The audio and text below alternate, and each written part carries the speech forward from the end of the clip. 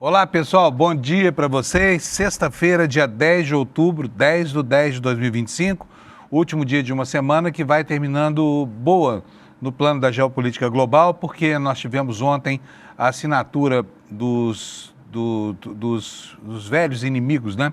Hamas e Israel, visando ao estabelecimento de uma situação de paz, que não se sabe quanto tempo vai durar.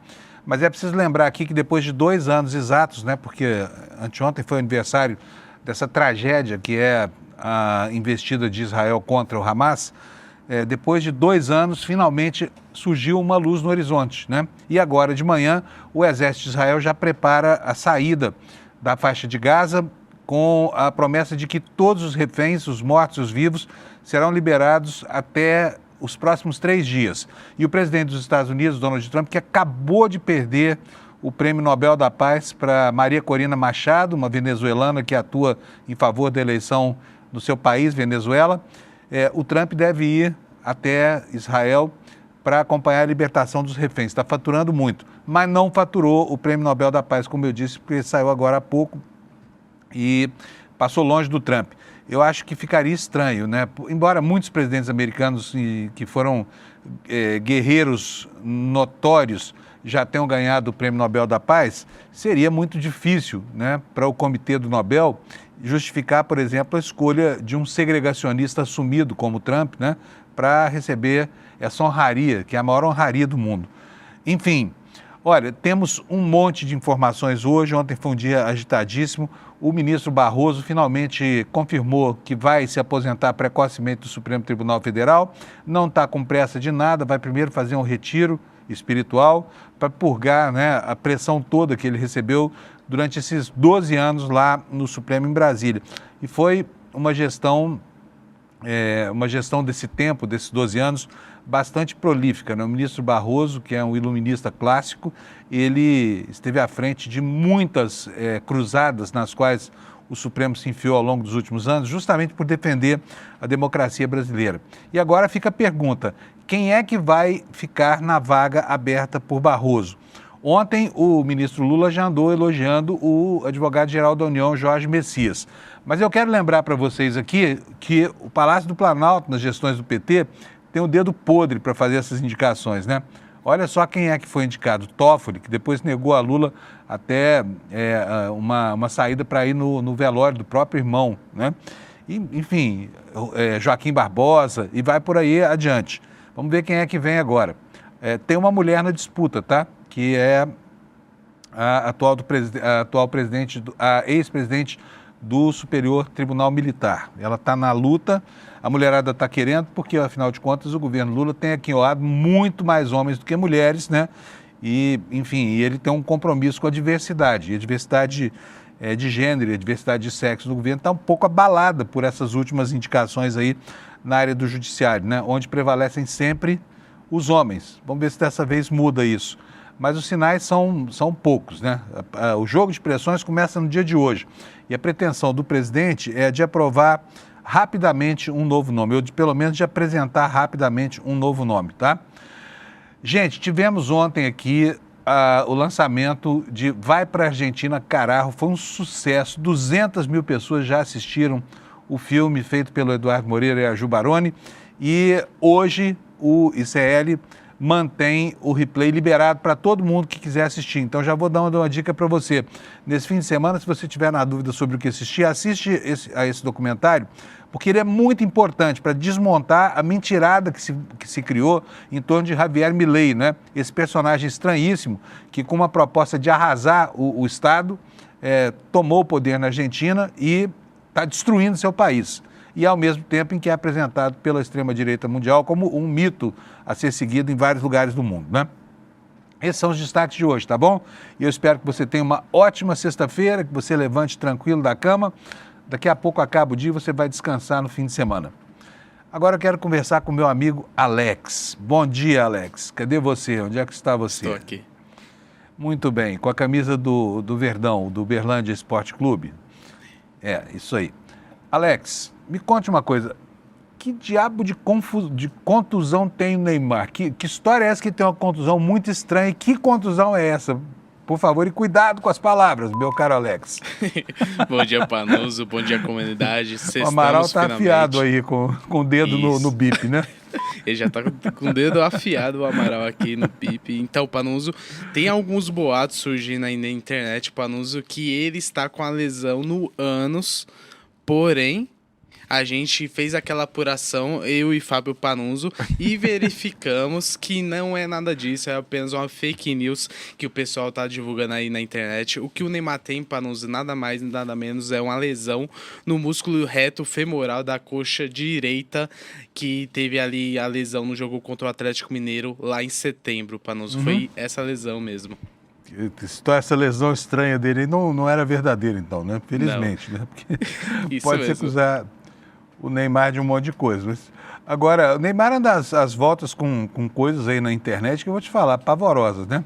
Não bastasse a carreira dele que ele destruiu, porque o Neymar não é mais um jogador. O Neymar é um ex-jogador ainda não formalmente aposentado. Mas teve uma história... exatamente. Ele esteve às voltas aí com denúncias com escaramuças em torno de um suposto alcoolismo, não sei o que mais... processou um jornalista, disse que não tem nada de alcoolismo nessa história, não. E agora mas a internet está sendo madrasta com ele, hein? Fala sério. Né? Sim, foi muito engraçado. Tanto que na hora que eu vi essa informação, Panuso, eu não acreditei muito. E lembrando que o Neymar ficou de 8 a 12 semanas se recuperando de lesão. E ele mira um retorno na última semana de outubro, entre a primeira semana de novembro. Porém, o Santos tem mais cautela porque ele tá vindo de muitas lesões e tudo. Acho que ele queria ficar um pouquinho de folga, por isso essas lesões, né, Panuso? Você sabe qual é o salário do Neymar lá no Santos, não? Então, Panuso, pelo que eu verifiquei, está um pouco acima de R$1 milhão.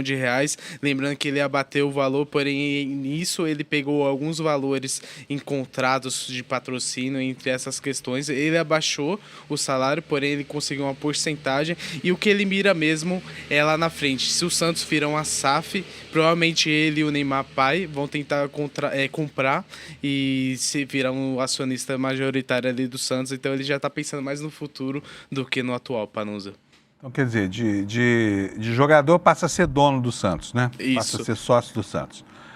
Bom, beleza. O que nós temos sobre futebol mesmo aí? Fora então, a fofocaiada na internet. Hoje é a primeira vez que o ICL vai fazer um pós-jogo. Lembrando que daqui a 43 minutos teremos o jogo entre Coreia do Sul e a seleção brasileira lá em Seul. Será um amistoso que a seleção brasileira está fazendo lá na Ásia. Primeiramente vai ser contra a Coreia do Sul hoje e logo após será contra o Japão. Então, logo após o desperta vai ter o N1 e tudo, mas também vai ter o jogo da seleção brasileira aí nesse amistoso, Panuso.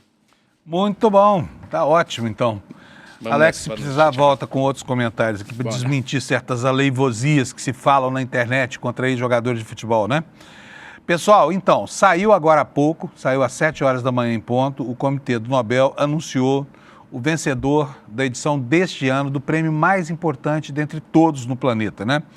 E deu o esperado, menos pelo Donald Trump, que esperava que fosse ele o vencedor do prêmio Nobel. Ele não quer ficar atrás de Obama, de Woodrow Wilson, enfim, de vários presidentes americanos que ganharam o prêmio Nobel da Paz, né? E ele estava mirando na situação internacional. E realmente aqui é preciso reconhecer, tá? Sem preconceito de nenhuma natureza, que sim, ele deu um jeito de forçar um acordo de paz lá no Oriente Médio. Só que a decisão do Comitê do Nobel já estava tomada, o que poupou esse prêmio prestigiadíssimo de ter um segregacionista assumido, um racista que está destruindo a estrutura interna do seu país e também a ordem mundial, de fazer parte dessa galeria honrosa de pessoas que já mereceram a maior comenda que um ser humano pode ganhar, que é o Prêmio Nobel da Paz. Quem venceu foi esta senhora que você vai ver aí na sua tela, olha. Ela é Maria Corina Machado. Ela é venezuelana, nascida em 1967. Eu vou rapidamente aqui ler para vocês aqui um currículo da Maria Corina e explicar por que foi que ela ganhou o Prêmio Nobel, tá? Alex, pode tirar da tela para mim, por favor? Está aqui nas minhas anotações, olha. Ela nasceu em Caracas, 1967, dia 7 de outubro, portanto fez aniversário agora há pouco, né? Engenheira industrial, formada pela Universidade Andrés Bello. E ela tem especialização em finanças e em liderança pública pela Universidade de Yale, prestigiadíssima, né? Ela começou a trajetória política em 2002, portanto faz 23 anos, quando ela fundou uma organização chamada Sumate, dedicada à promoção da transparência eleitoral e de direitos políticos dos cidadãos. Essa entidade, Sumate, foi muito importante no referendo contra o Hugo Chávez, né, que mobilizou milhões de venezuelanos. Em 2010, ela foi eleita deputada, foi deputada da Assembleia Nacional, acabou virando a primeira parlamentar a ser mais votada em toda a história do seu país. E ela passou o mandato dela inteiro denunciando lá abusos institucionais, violações de direitos humanos e a quebra das regras da democracia na Venezuela. Em 2014, ela foi destituída do cargo e foi proibida de sair do país, né? E aí ela fundou e coordena o partido VENTE, lá na Venezuela, que é um partido de orientação liberal e membro da Internacional Liberal. Ela enfrentou ameaças judiciais, perseguição política, foi proibida de concorrer a cargos públicos, mas está aí, foi laureada com o Prêmio Nobel da Paz, vencendo Donald Trump, que deve estar furioso por ter perdido o prêmio justo para uma venezuelana, né? E aí é de se perguntar por que o interesse do Comitê do Nobel sobre a situação da Venezuela, quando nós temos aí um planeta inteiro em ebulição, né? De modo que a indicação da Corina vai certamente suscitar muitas discussões para o futuro. Então essa foi a primeira notícia. Agora eu quero mostrar para vocês aqui o site do ICL na nossa home, porque nós temos aqui uma síntese do noticiário e vou indicar de novo para você, como eu faço todo dia aqui, que sim, você deve se habituar a de manhã vir aqui no nosso site e ver quais são os fatos do dia, né, para você se agendar aí com o que está sendo discutido. E hoje nós temos essas manchetes aqui, olha, mais uma denúncia contra o presidente do União Brasil, né, o Antônio Rueda, dessa vez, olha, um apontamento sobre uma intervenção direta dele, intermediando em negócios que interessavam aos capos do PCC, da máfia do PCC, né? O ICL ouviu 3 fontes para checar essa informação. É uma informação gravíssima e com certeza terá repercussão com isso, né? E todas essas 3 fontes ouvidas pelo ICL confirmaram que o Rueda foi quem convidou um executivo do setor de GLP para uma reunião com Pedro Augusto Leme da Silva, que é mais conhecido como Beto Louco, tá? Daqui a pouco eu leio para vocês aqui tudo isso. Olha, segunda manchete é essa: Haddad acusa o Tarcísio de favorecer interesses financeiros em derrubada da medida provisória. Daqui a pouco a gente vai ver isso aqui em detalhes, mas ontem estava uma festa de versões na internet e o Twitter, aqui no Brasil, virou a plataforma onde tudo acontece no mundo da política, né? Eu mesmo estou lá no Twitter cansado daquele ringue, mas ainda é muito importante observar os movimentos ali. E ontem ficou claro, né, que 2026, embora você não tenha recebido Feliz Ano Novo, não tenha tido a ceia de Natal, né, as festas de Réveillon, mas 2026, sinto informar para você, já começou e está nas ruas por aí. Tem até governador Ronaldo Caiado, lá de Goiás, fazendo propaganda na internet, pegando criança no colo, o que vai valer a ele certamente complicações lá no futuro, porque, né, lançar uma campanha assim com tanta antecedência é abuso do poder político e econômico. Já já nós vamos ver o início das confusões judiciais sobre isso, tá bom? No imbróglio do IOF, da MP do IOF, que foi rejeitada, impondo uma derrota fragorosa ao governo pela oposição anteontem, Lula já tem uma saída. Ele quer porque quer, já que não deu para tirar dos super ricos o dinheiro necessário para pagar a isenção do imposto de renda para quem ganha até 5 mil, agora o alvo do presidente Lula são as bets, tá? Quer impor uma taxação muito maior sobre essas empresas que estão envenenando a economia brasileira para tirar daí o dinheiro que vai garantir o pagamento dessa isenção de imposto de renda até 5 mil reais, tá bom? Daqui a pouquinho a gente vai ver o ringue das redes em torno desse assunto. Olha, destaques secundários aqui nessa coluna do lado direito da página do ICL.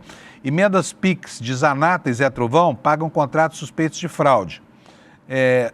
Paralelamente, nós temos aqui, no campo das relações do trabalho, novos casos reforçando o elo entre trabalho escravo e os maiores frigoríficos do país, tá? Outro destaque, emendas PIX bancam de forro de isopor em Hospital do Rio a van usada por igreja em Roraima. Daqui a pouquinho a gente vai ver isso também. Ministros do governo, membros do TCU e senador são cotados para a sucessão de Barroso, dando início aqui ao jogo de especulações sobre quem vai ocupar essa vaga tão importante no Supremo Tribunal Federal. E, por último, nós temos o destaque dando conta de que o Brasil recebeu ontem, quinta-feira, a primeira remessa do Fomepizol, que é o antídoto mais eficiente do que o álcool etílico hospitalar para resolver casos de intoxicação por metanol que tanto preocupam a opinião pública brasileira, né? Esses são os destaques do dia de hoje. E eu vou começar a nossa edição de hoje falando sobre a despedida do ministro Barroso lá do Supremo. Foi uma despedida muito emocionante. O ministro, depois de 12 anos, anunciou que vai deixar a corte, não tem pressa de definir o futuro, talvez não esteja muito preocupado com isso. Enquanto os adversários dele fustigavam nas redes sociais dizendo que ele está correndo da responsabilidade de ser ministro da corte por causa da lei Magnitsky, né? E porque tem um apartamento nos Estados Unidos, o ministro não, está muito sereno, muito seguro, e ontem ele fez uma despedida emocionante. E eu vou colocar para vocês um trechinho do discurso do Barroso. Roda para nós, Alex. Fico no tribunal mais alguns dias da próxima semana para devolver alguns pedidos de vista e encerrar as pendências. Ao apresentar meu pedido de aposentadoria, presidente, após mais de 40 anos de serviço público, transmito a Vossa Excelência e a todos os colegas a expressão do meu afeto profundo e sincero, com os melhores votos de sucesso continuado e boas realizações. Assim, amém. Muito obrigado.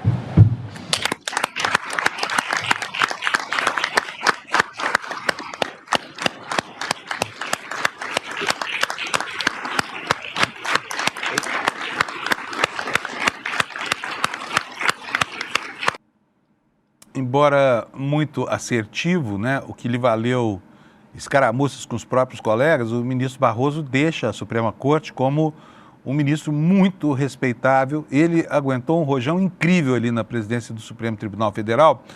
E só que no mundo de ads das redes sociais, ele está sendo lembrado como o homem que vai se eternizar pela frase "perdeu o mané numa mola", né? Que os adversários dizem que foi uma manifestação de desprezo do ministro, enfim, por uma parcela da população brasileira que estava aflita com o que acontecia com relação aos processos contra Bolsonaro e Companhia Limitada, né?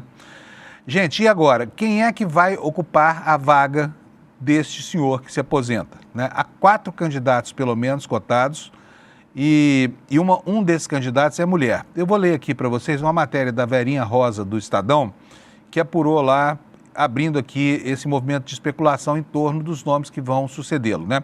E o que é certo mesmo, embora não se saiba se vai ser Jorge Messias, se vai ser, enfim, não se saiba quem é que vai ser, há uma expectativa de que a nomeação seja feita com muita rapidez, né?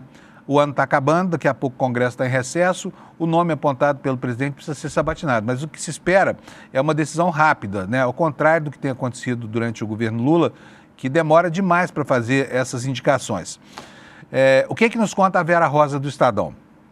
O presidente Lula elogiou nos últimos dias o ministro-chefe da Advocacia Geral da União, Jorge Messias, dando a entender que ele é o seu preferido para ocupar a vaga a ser aberta, ou já aberta, né, com a aposentadoria de Luiz Roberto Barroso. Há pelo menos 2 interlocutores com quem ele conversou, após ter sido avisado de que Barroso iria se aposentar, Lula disse que Messias estava maduro para o cargo, não se tratando apenas de uma aposta.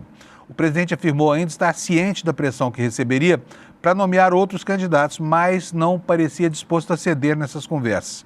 Jorge Messias viajou nessa quinta-feira 9 com Lula para Salvador e já teve uma conversa reservada com ele. O assunto da conversa não foi divulgado.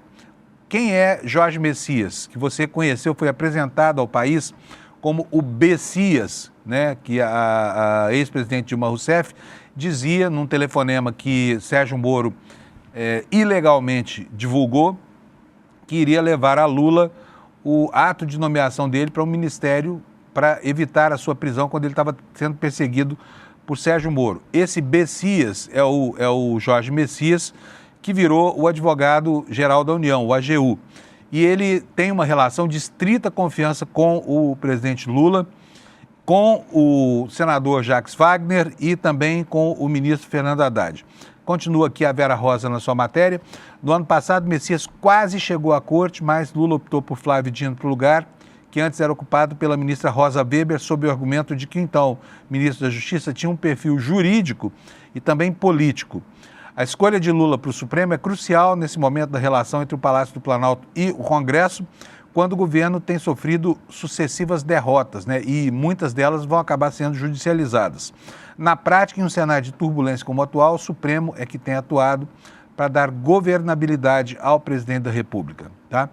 E aí começam, né, as especulações sobre isso, porque o que não falta é candidato. Ontem eu ouvi de tudo aqui, Cacai, o Marco Aurélio do Grupo Prerrogativas, está todo mundo aí na fila esperando por uma chance de ocupar essa cadeira de ouro, né, que é a cadeira do Supremo Tribunal Federal. Bom, gente, isto posto, vamos prosseguir com o nosso noticiário. Vamos começar aqui pelos destaques na capa do ICL. A notícia é gravíssima, ela diz respeito ao Antônio Rueda.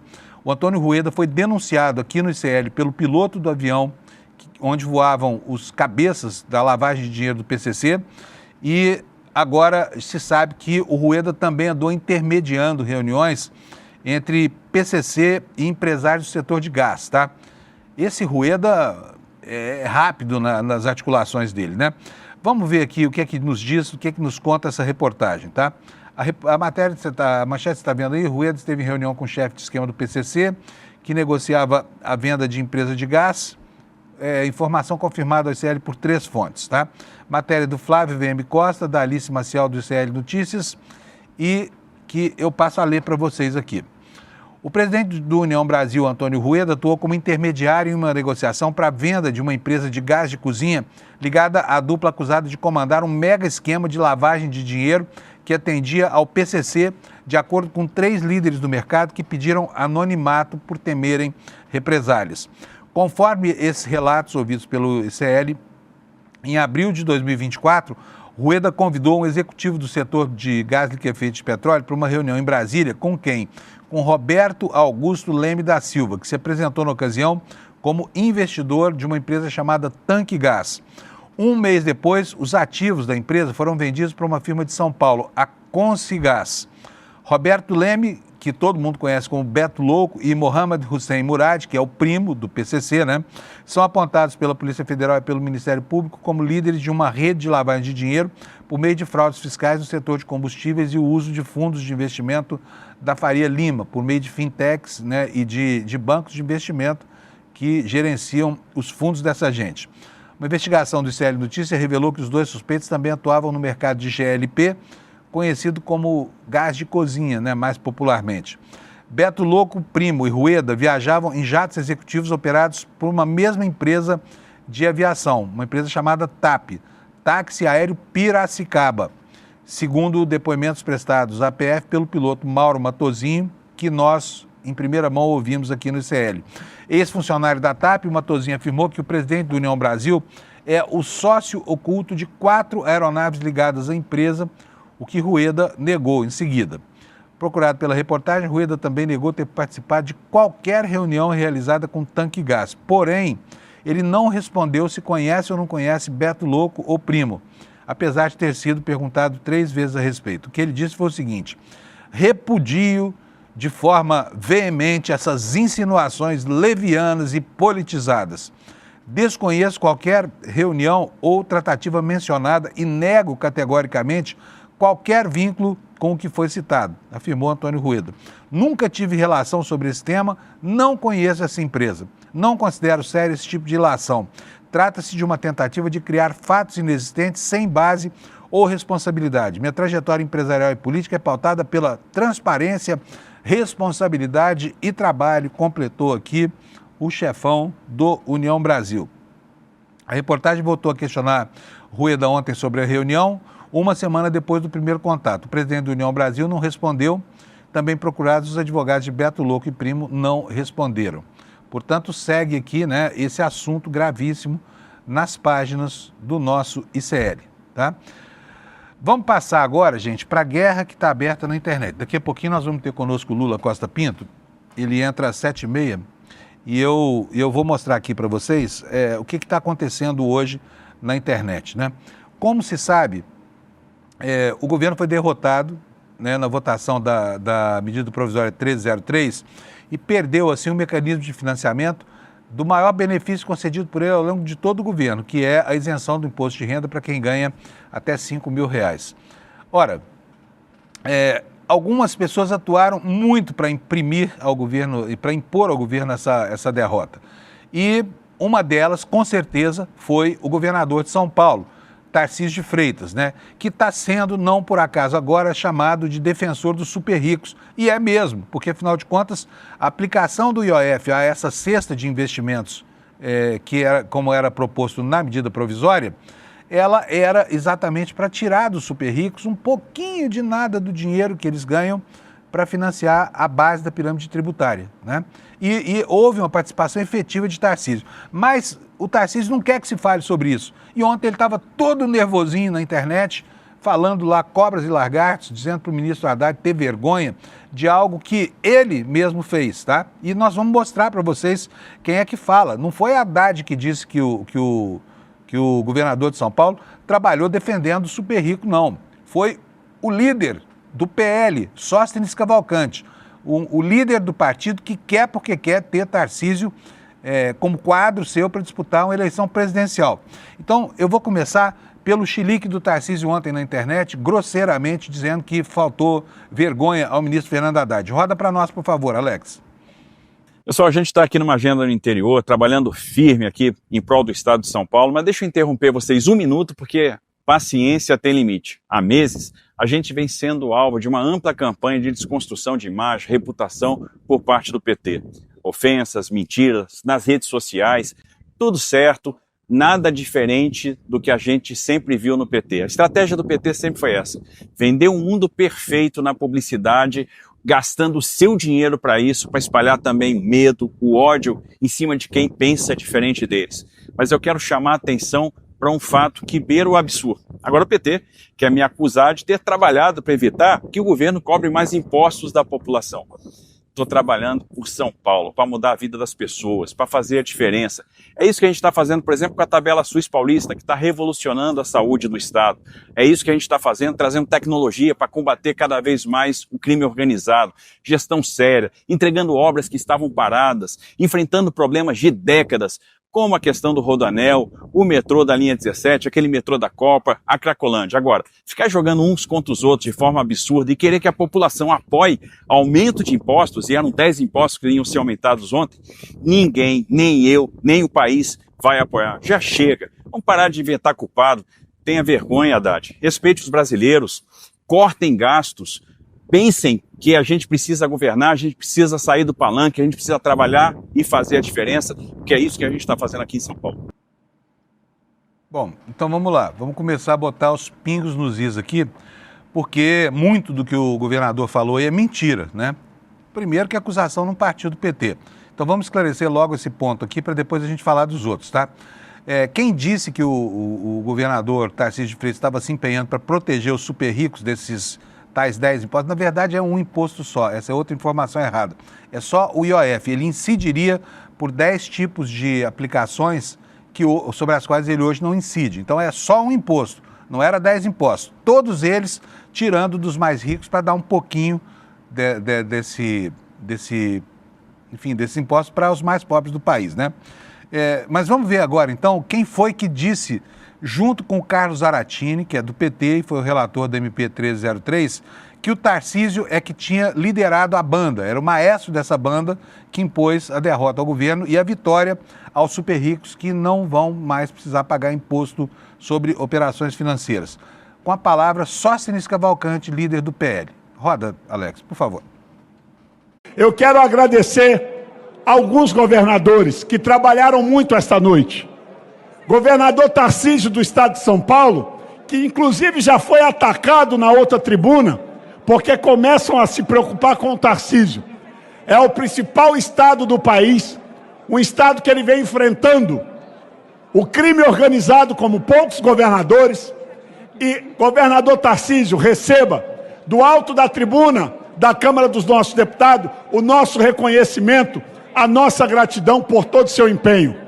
Você tem sido um gigante no diálogo com os presidentes de partidos de centro, para que a gente possa fazer essa coalizão em prol do Brasil, contra aumento de impostos, contra um Brasil inchado, uma máquina pública que não há dinheiro que aguente para bancar a mamata de tanta esquerdalha mamando nas tetas do governo. E é isso que nós vamos continuar lutando aqui. É por um Brasil com menos impostos. Menos impostos para quem é rico, né? Porque quem é pobre paga imposto pra caramba, né? É impressionante isso. Alguém que diz que o contribuinte está mamando nas tetas do governo, quando, por exemplo, o governo é muito generoso com setores que sabotaram essa história do imposto de renda, da restrição, da isenção até 5 mínimos, né? Por exemplo, só o agronegócio, que é poderosíssimo, ganha mais de 60 bilhões de reais por ano de subsídios, né? Em equalização de taxas de juros concedidas a quem planta e a quem colhe commodities, porque não é bem comida, são commodities, tá? A soja é uma commodity, tá?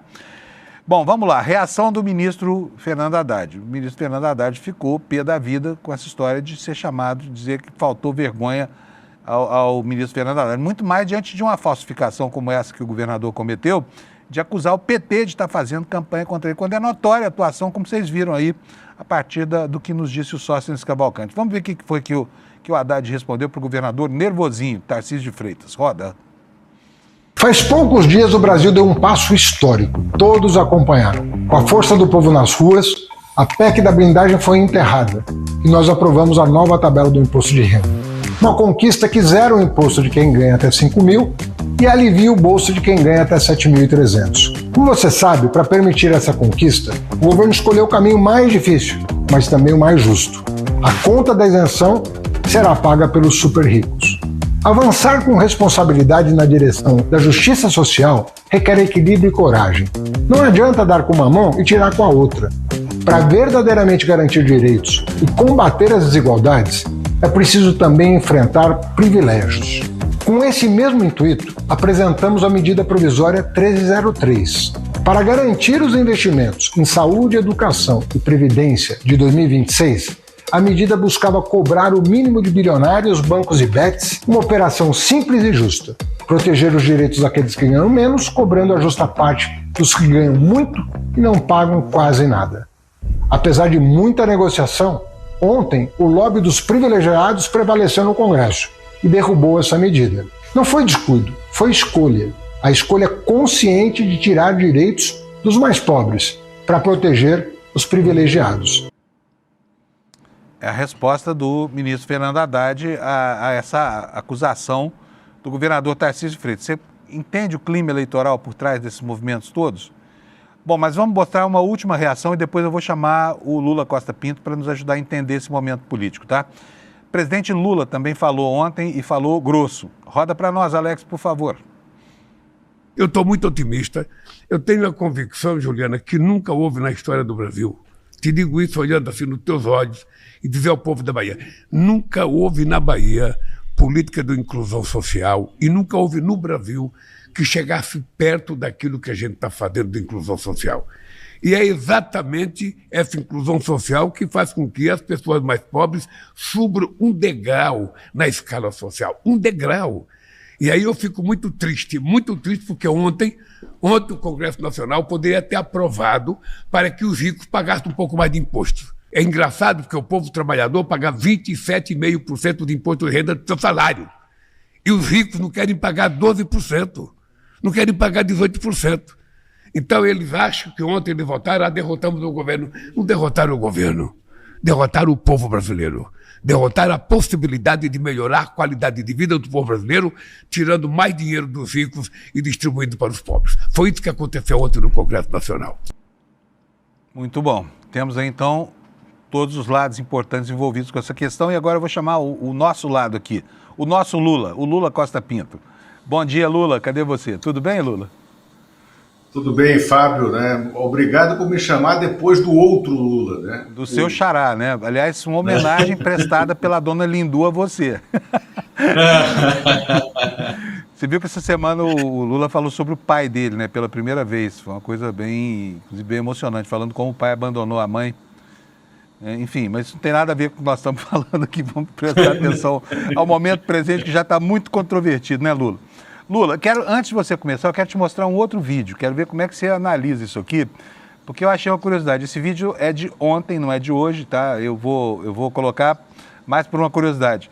Tem governador fazendo campanha aberta, tá? Não é só campanha nos bastidores, é campanha mesmo. Olha só o que o Ronaldo Caiado fez, a peça que botou na internet. Vai dar um problemão para ele isso aqui. Mas roda aí, Alex. Já que ele quer, a gente vai assistir.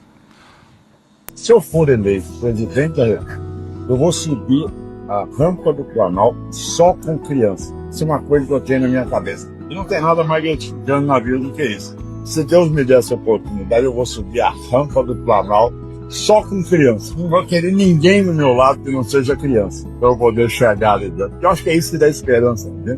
É isso que motiva. A gente sai daqui com uma outra energia, com uma responsabilidade maior.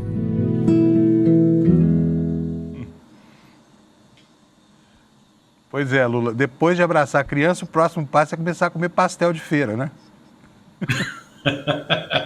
Não, isso dá um problema, tá? Eu sei de uma pessoa que trabalhou com o ex-governador, presidente da Arena, ex-governador de Minas, que dizia que a Arena era o maior partido do Ocidente. O Magalhães Pinto? Não, Magalhães Pinto não, anterior ao Magalhães Pinto. Francelino Pereira. Francelino. Né? Uma pessoa que trabalhou com o Francelino Pereira e num evento de campanha, o Francelino adorava abraçar criança e tal. Aí ele pegou o que seria uma criança, levantou assim no colo e quando viu era um anão. Né? E o Francelino não sabia o que fazer. Aí entregou, bravo,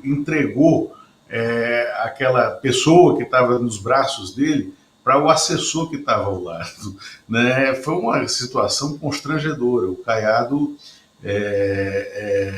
pode acabar incorrendo nesses erros de campanha, nessas gafes de campanha. Agora, só para um dado, o Caiado promoveu um outro gesto de campanha ontem, nessa corrida desesperada para ser ele o candidato sagrado pela direita, pela extrema-direita, tá, Fábio? Ele esteve com o ministro Gilmar Mendes ontem e teve uma conversa longa, eles são amigos, tá, de longa data, e ele fez várias ponderações para o Gilmar Mendes de por que o Bolsonaro não pode começar a cumprir a sentença em regime fechado e em penitenciária, em qualquer lugar que seja fora da casa dele, porque disse que a saúde dele está fragilíssima, que ele não tem condições de ir para uma penitenciária, que ele precisa cumprir toda a pena, toda a parte do regime fechado em casa. Então fez um apelo para ser ouvido não só pelo Gilmar, mas para que o Bolsonaro se condoa desses gestos dele e passe a tratá-lo como um player nessa extrema-direita. Essa é a guerra do Caiado. É se tornar um player dentro do seu próprio lado, né? Porque ele não é ainda. Lula, agora, nas manifestações de ontem, nessa guerra, principalmente da parte do Tarcísio de Freitas aqui, porque a intenção do Tarcísio de se livrar dos estereótipos que ele mesmo vai colecionando ao nome dele, é algo que chega a ser comovente, né? E é só bobagem, é uma coisa impressionante como alguém consegue errar tanto quanto o governador de São Paulo, sendo que a última dessas bobagens é justamente esse movimento de sabotagem dessa PEC que vai financiar a renúncia fiscal dos que vão deixar de pagar imposto de renda. Agora, a campanha começou, né? Está deflagrada a campanha, está nas ruas aí, de lado a lado. E aqui não tem para ninguém. Quer dizer, está aí, esquerda, direita, todo mundo se batendo, já pensando só mesmo na eleição de 2026, né? E suprimimos o Réveillon, porque 2025 não acabou ainda, né? Exatamente, não.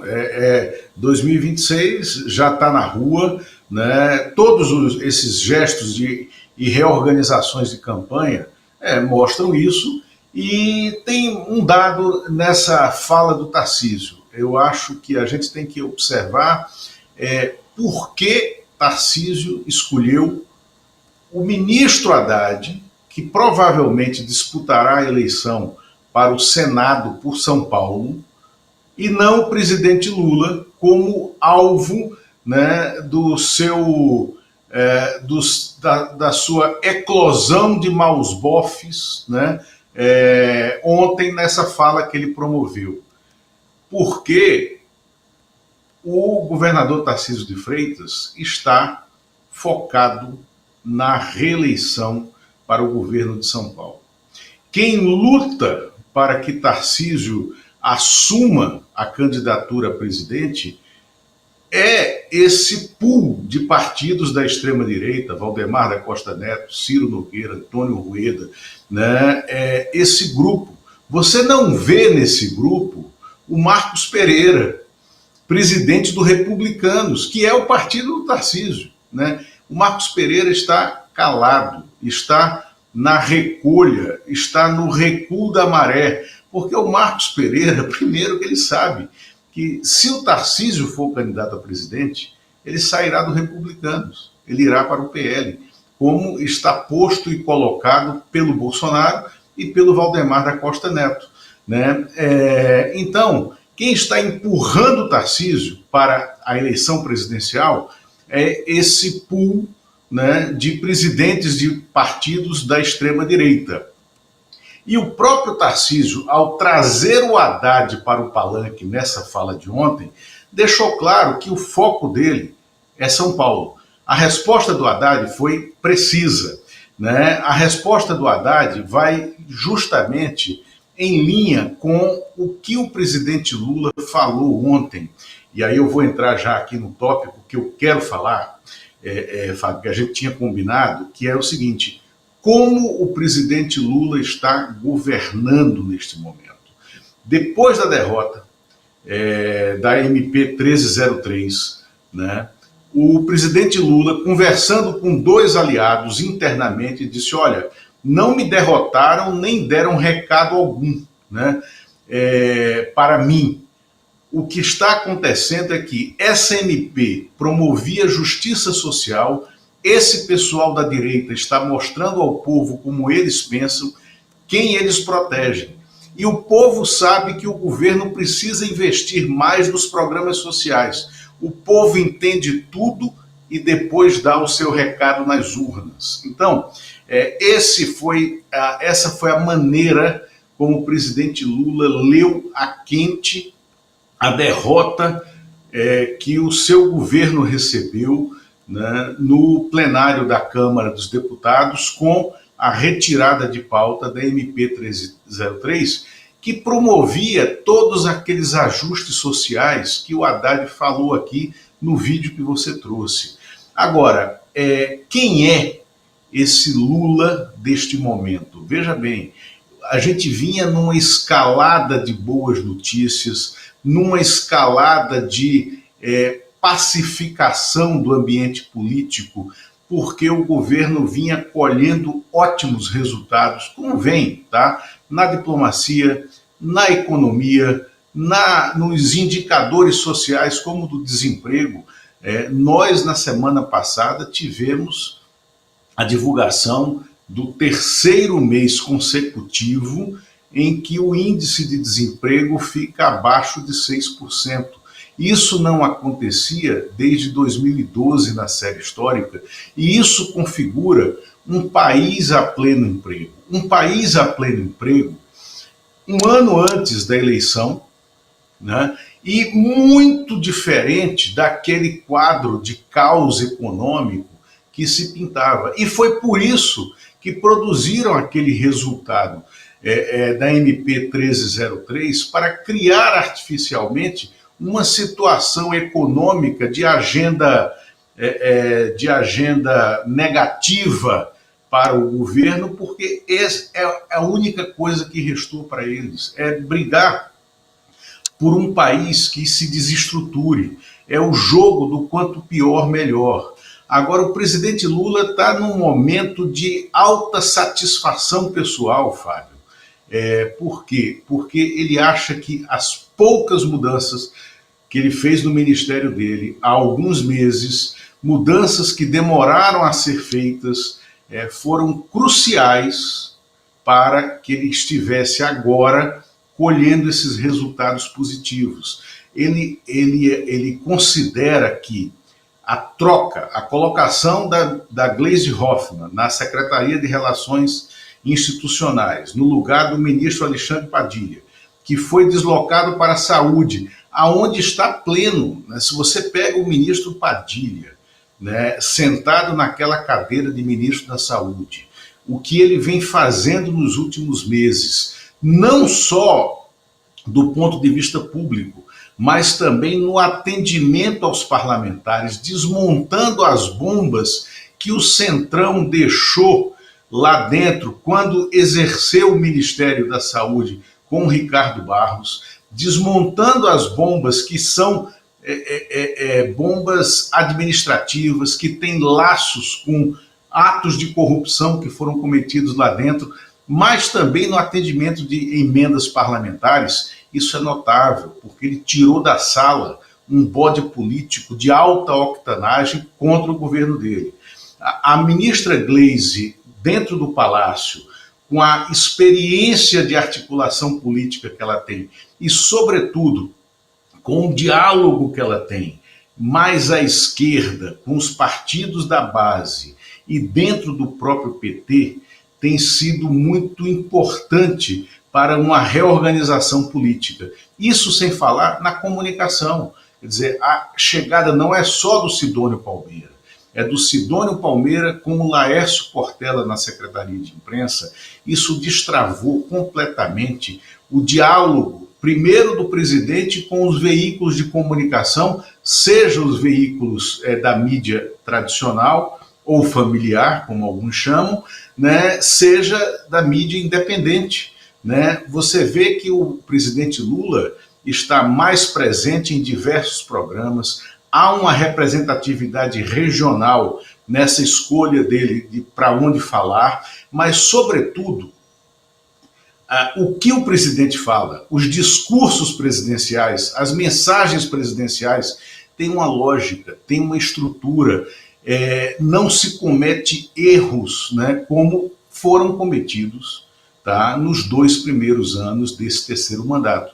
Então, ele considera que essas 4 alterações, que são poucas, dentro de uma equipe tão grande, né, e o reconhecimento público que a linha de atuação internacional dele estava correta, né, vinda pelo ministro Celso Amorim e pela capacidade que eu acho assim inigualável de negociação do ministro Mauro Vieira, fazem com que o presidente Lula esteja, neste momento de início da campanha de 2026, flanando, né? E que o resultado dessa derrota da MP 1303 se converta, na verdade, no início da plataforma política que ele vai defender na campanha no ano que vem. Aqui, porque para a gente poder andar com o programa, olha só, no site HJUR hoje nós temos aqui, olha, 4 nomes, né, que estão sendo cogitados aí, porque já começou enfim, a indústria de apostas aqui. Quem são esses aí? O primeiro aí, mais à esquerda, é o Jorge Messias. Depois nós temos o Bruno Dantas, né, ministro do TCU. Aí nós temos o senador Rodrigo Pacheco e a atual presidente do STM, a ministra Maria Elizabeth Teixeira da Rocha. Desse, quem é que tem mais chance de virar ministro do Supremo? Na sua opinião. Olha, Fábio, na minha opinião, eu vejo 2 candidatos aí, tá? O Rodrigo Pacheco, se o presidente Lula precisar de uma decisão política, né, e com fácil aprovação do Senado, né, ou o ministro-chefe da AGU, Jorge Messias, que é o candidato do coração do presidente, é a pessoa que ele realmente tem confiança de colocar lá. Eu não vejo o Bruno Dantas, ministro do TCU, como um nome nesta lista atual. O Bruno Dantas foi um nome no passado, na época da indicação do ministro Zanin, né? O Bruno Dantas, naquele momento, era presidente do TCU e tinha toda uma articulação, até com o João Camargo, né, que era da CNN, que é da Rádio Transamérica, do Grupo Esfera, né, que é sogro do Bruno Dantas, né? Mas, neste momento, o Bruno Dantas saiu desse grupo, né? Eu não vejo ele como candidato. Agora, acho que o Bruno Dantas tem... Desculpa, eu acho que o presidente Lula pode ser levado a ter que indicar uma mulher, né? E entre as que estão colocadas, eu acho que tem duas, né, que podem surgir como ministeriáveis para o Supremo. A advogada, jurista, Carol Proner, né, que é esposa do Chico Buarque, não por ser esposa do Chico Buarque, mas porque ela é uma advogada espetacular, né, e a ministra Simone Tebet, né. É possível, mas eu não acredito. É possível, só se houver um lobby feminista muito grande. E colocaria aí, correndo por fora nessa lista, a advogada também, Dora Cavalcante, a Dorinha Cavalcante, que trabalhou com o ministro Márcio Tomás Bastos e que é uma batalhadora dessa área jurídica. Olha, um abração para você, obrigado, bom fim de semana, tá? Vamos acompanhar aqui de perto esse movimento todo, porque vai ser lobby contra lobby nessa indicação aí. Não será uma vaga fácil, que o Lula promete resolver rápido. Então, bom dia para você, bom fim de semana para nós todos, tá? Obrigado, Fábio, abraço, bom fim de semana. Para nós. Bom, pessoal, começam também as especulações sobre como o governo vai se virar agora para tapar o rombo de mais de 35 bilhões de reais em 2 anos para financiar a isenção do imposto de renda, né? Já que o Congresso não permitiu ao governo cobrar imposto de renda dos super ricos, restam algumas alternativas e elas já começam a aparecer nas páginas dos jornais. Vou mostrar para vocês, olha, essa manchete aqui, PT apresenta um projeto para aumentar taxação das bets de 12% para 24%. Quer dizer, nesse setor que está envenenando a economia brasileira, pode estar aí a solução para resolver o financiamento da isenção do imposto de renda para quem ganha até 5 mil. Vamos ver do que trata isso aqui rapidamente. A bancada do PT na Câmara apresentou nesta quinta-feira projeto de lei para aumentar a taxação sobre o mercado de apostas de 12%, que é o percentual atual, para 24%. O texto também determina a destinação da arrecadação, prevendo que a Seguridade Social vai receber 12% desses recursos. A apresentação do texto durante a tarde de ontem foi antecipada pelo jornal que eu estou lendo aqui, que é o Valor Econômico, e a elevação da taxação de 12% para 18% estava originalmente prevista na MP 1303 e foi retirada pelo relator, o deputado Carlos Zaratini, por pressão do Centrão. Ou seja, ficou muito evidente, né, que esse setor, que é um segmento tão novo da economia brasileira, que nasceu de uma forma desordenada, ainda está em fase de regulamentação, já tem o lobby mais influente e maduro do Congresso Nacional. Se você perguntar por quê, de onde sai tanto poder político, primeiro, pelo óbvio, né, você vê o comportamento dos parlamentares, e segundo, pela estimativa de quase 300 bilhões de movimento financeiro desse segmento de apostas ao longo desse ano. É tanta grana que o comércio está reclamando, dizendo que as empresas de bet estão drenando a renda das famílias e tirando dinheiro que seria destinado ao consumo, né? E é um absurdo. E é aí que o governo pretende buscar o valor, o PT, né, no caso, que o PT oferece como solução para que o governo vá lá e encontre o dinheiro necessário para pagar a brecha, o rombo que vai ser aberto, na verdade, com a concessão dessa isenção, né? E aí tem várias manifestações aqui. Eu vou ler para vocês um trecho de uma fala do Lindbergh Farias sobre esse assunto. Essa proposta de lei aumenta a tributação brasileira sobre as bets e a um patamar mais elevado do que a média das demais atividades, que justifica pelo fato de que as bets são uma atividade nociva à saúde e à economia familiar. Contudo, é importante salientar que mesmo com o aumento proposto, a alíquota brasileira ainda ficará abaixo da alíquota de outros países, como, por exemplo, a França e a Alemanha, disse o Lindbergh Farias, que é o líder do PT na Câmara, né? A ideia do PT, diz aqui o Valor com essa proposta, que tem como autoria toda a bancada, é a de mobilizar a opinião pública para que o presidente da Câmara, Hugo Mota, a coloque em votação e, dessa forma, pressionar o Centrão, que é contrário ao aumento da taxação, a aceitar mais imposto sobre esse segmento, tá? Então é isso, a proposta do PT que está rolando. Quer saber do Alex? Nós temos a Amanda, se teremos a Amanda pronta? Tá, nós estamos aqui, é porque eu tenho uma reportagem para apresentar para vocês aqui, que eu vou pedir para a própria autora da reportagem, que é a Amanda Miranda, conversar com a gente aqui, tá? Olha aqui, uma outra informação sobre isso, aqui no site do ICL, o governo avalia cortar Bolsa Milionário para substituir a MP do IOF. O que é isso? Vamos ver aqui matéria do Kleber Lourenço. Com a derrota da MP do IOF no Congresso, o governo Lula busca uma alternativa para evitar uma perda bilionária de receita, recompor o espaço fiscal. A solução em análise do Ministério da Fazenda e da Comissão de Finanças e Tributação da Câmara é cortar parte das renúncias fiscais que drenam cerca de 800 bilhões por ano dos cofres públicos. A estratégia defendida pelo presidente da CFT, Rogério Correia, do PT de Minas, é acelerar a votação do relatório da subcomissão temática que propõe triagem nos investimentos e nos subsídios tributários. O texto deve ser apreciado já na quarta-feira e servirá de base para o PLP 182/2025. É aquele que reduz linearmente os incentivos e define responsabilidade solidária para plataformas e bancos que operem com apostas não autorizadas. Correia afirmou que o governo analisa ainda medidas que mantenham o foco em tributar grandes fortunas e proteger programas sociais.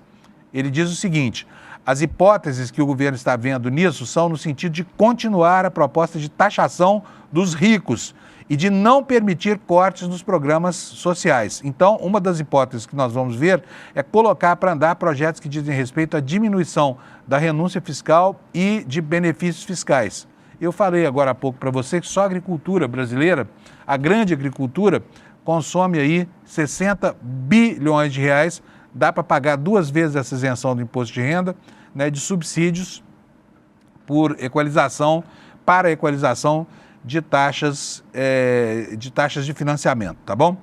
Outra notícia aqui, bom, temos a Amanda, beleza, então vou para ela aqui porque nosso tempo está curtinho e eu quero botar a Amanda aqui de qualquer jeito. A Amanda traz para a gente uma informação, bota na tela, por favor, Alex.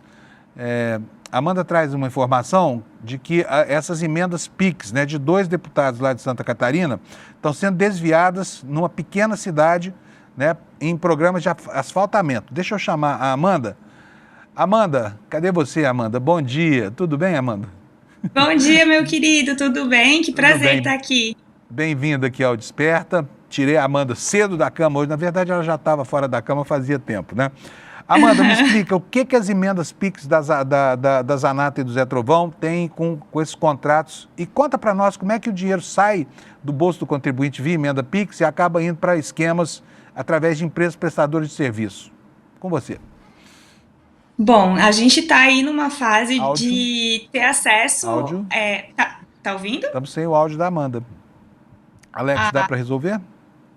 Vamos ver. Pode falar, Amanda. Dá para ouvir? Então, eu gosto de dizer que o Flávio Dino, ele deu a chave para a gente de um grande baú aí para a gente destrinchar esse orçamento secreto, né? E no caso dessas emendas que eu trouxe agora, envolvendo a Júlia Zanata e o Zé Trovão, elas fazem parte de um combo aí de contratos que estão sendo rigidamente investigados por 2 tribunais de contas, o da União e o do Estado de Santa Catarina. E nesses 2 casos, a gente está falando de 2 cidades muito pequenas, uma que é Canelinha, que fica aqui perto da Grande Florianópolis, na região da Grande Florianópolis, e uma que é Laguna, que é no litoral sul, muito conhecida pelo carnaval, pela praia, pelos botos. E essas cidades, elas têm contratos sendo executados com uma empreiteira, com uma empresa de pavimentação, que é chamada de Qualidade Mineração, que vem recebendo sucessivamente verbas via emenda PIX desses mesmos deputados e de outros deputados bolsonaristas do estado.